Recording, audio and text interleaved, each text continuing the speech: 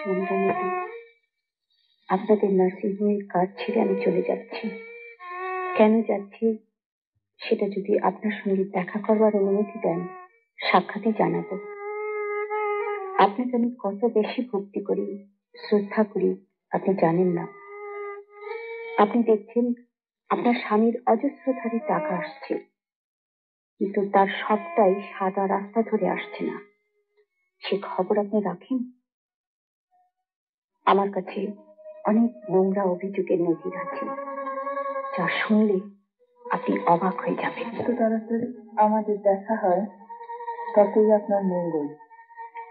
এটি সুলেখা চ্যাটার্জি।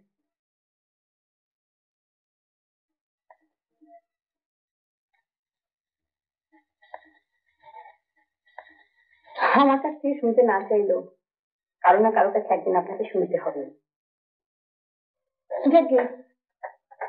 আমার সব কথা না শুনলে আপনি আমাকে ভুল বুঝবেন। কলেজ ছেড়ে ইউনিভার্সিটিতে ঢোকার বছর খানেকের মধ্যে পয়সাওয়ালা এক অবাঙালি ছেলে, নাম কিষান চাঁদ পোদ্দার, প্রায় একরকম কিডন্যাপ করে আমাকে নিয়ে দার্জিলিংয়ে পালায়। আমারও যে একেবারে সমজ ছিল তা নয়। স্মার্ট মেয়ে হওয়ার সত্ত্বেও আসলে আমি এমন বোকা যে তার কাছ থেকে স্ত্রীর স্বীকৃতির আশায় আমি আমি মা হতে চলেছিলাম। কিন্তু কিন্তু সে সন্তানকে ভূমিষ্ঠ হতে দেওয়া হয়নি। মা আমি হতে পারিনি, আর আর কোনোদিন পারবো না। এই ঘটনার সঙ্গে আমার কি সম্পর্ক?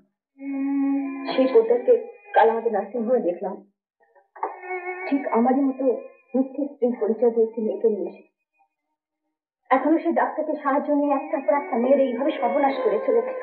শুধু আমার ভক্তি শ্রদ্ধা করো বলেই কি চিঠিটা লিখেছ? না, আমি এত ভালো আছি দেখে মনে মনে একটা যন্ত্রণাও আছে। যন্ত্রণা মানে হিংসে? হ্যাঁ, ঠিক তাই। আপনি প্রমাণ চান? চাই। দু চারটি মেয়ের ঠিকানা আপনাকে আমি দিতে পারি, কিন্তু একথা গোপন করার জন্য তাদের পুরুষরা হাজার হাজার টাকা খরচ করে। তারা আপনার কাছে সত্য স্বীকার করবে না। আপনি যখন হিংসাই ভাবতে পেরেছেন তখন আর আমার কিছু বলার নেই। আপনি বিশ্বাস করুন আর না করুন তাতে আমার কিছু যায় আসে না।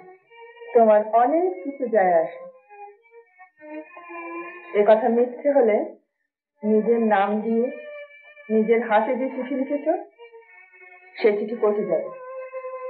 মানহানির মামলায় তোমার ভবিষ্যৎ একেবারে অন্ধকারে তলিয়ে যাবে। আমি তো তলিয়েই আছি, আরো নেই খানিকটা তলিয়ে যাবে। কিন্তু আপনার স্বামী তার এই সুনামের নার্সিংহোম নিয়ে নাড়াচাড়া বরদাস্ত করবেন বলে আমার মনে হয় না। আপনি কোর্টে গিয়ে দেখতে পারেন। কোর্টে আমি যাব না। আমি তোমার সব কথা বিশ্বাস করেছি বলেই এসেছি।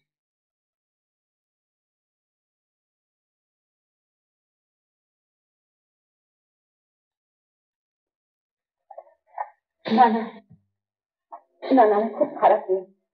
আমার কাছে আপনাকে বিশ্বাস করতে হবে না। আপনি আপনি সব নিজের চোখে দেখে ডক্টর রায়কে রাস্তা থেকে ফেরান। আমি সব বুঝতে পেরেছি।